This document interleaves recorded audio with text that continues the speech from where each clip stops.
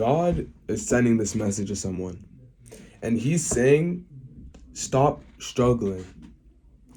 You know, you're going through the season in your life where you feel like you're trying to persevere through something. You feel like you're trying to get through something. You feel like you're not able to get out of whatever you're struggling with.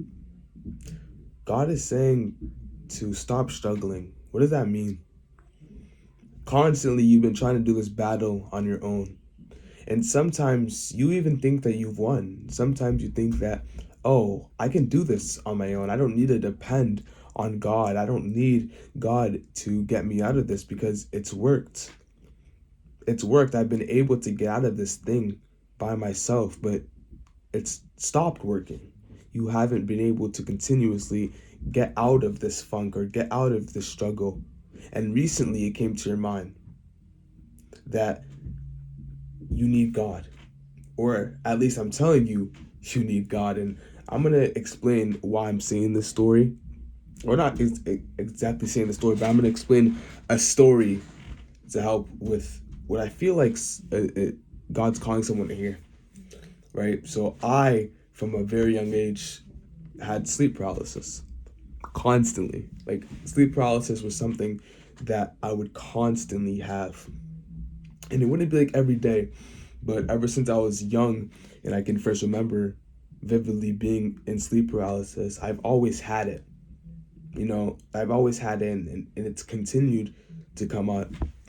And every time I had sleep paralysis, I felt like I could get out of it myself. I felt like I didn't really need God. And I say that in the sense that not necessarily that I didn't need God, but I didn't think of using the power or think of needing the help of God because I could get out of it myself. For me, my sleep paralysis is like this. It feels like there's a bunch of weight on me. It feels like there's a very heavy weight on me. And this very heavy weight, I could just, if I use my own might, if I use my own power, I'm able to push and remove this weight, just push it off of me. And that's usually how it goes. I usually just push off the weight, wake up, maybe pray a little bit, and continue with the rest of my day. But the reason this happens is, one, because I fall into laziness. It usually happens when I fall into laziness and I go and sleep. And two, when it does happen, I fall into immorality in my sleep.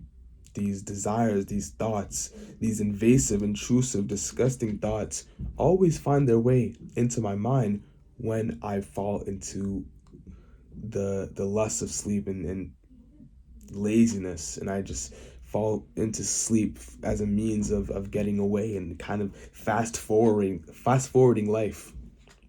No, God calls us to live in the moment. He's calling you to live in the moment. Breathe. Live in the moment. Live in the now. He's woken you up. He's woken you up that you have a day to give to him. And so give that day to him. Give that day to Christ. But this story goes to a point in work, and I'm at this job and I'm sleeping. I'm sleeping. The job just started though. The job just started. It's early. No one else is there. But because no one else is there, I'm like, okay, let me just sleep. There's work I could have done. There's a gym that I could have went to. I could have done anything else, but I chose to sleep. And in that moment, guess what? I fell into sleep paralysis right there. Right there in that seat, I fell. And I tried to do my normal means. I tried to use my own power. I tried to push out of it using the strength of me, relying on my flesh. But guess what? It didn't work this time. It didn't work this time. And if we're being honest, it doesn't work at all. You can't push through anything. You cannot push through anything by your power alone. Because here's what's going to happen. You're going to have this little short period of time. You're going to think that discipline is enough. You're going to think that all these things are enough. But no. No. Trust me, eventually, there's going to be something more important than that discipline. There's going to be something that pushes and that brings that discipline away. And it's going to fall and it's going to fail. Your own power, it's going to fail. Your own mental fortitude, it's going to fail, because we are finite creatures. We are flesh. And there's nothing by our power alone we can 100% accomplish. Why? Because God tells us to rely on Him.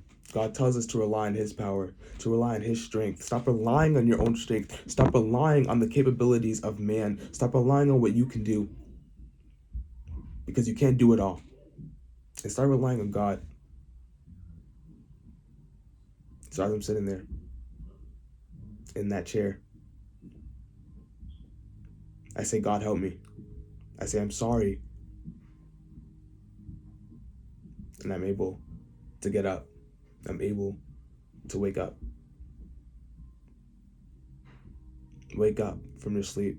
Wake up from whatever you've been trying to deal with on your own, or whatever you've been trying to fall away from, or run from. Wake up from what you're trying to run from. Wake up from trying to run from God. Remove those distractions in your life.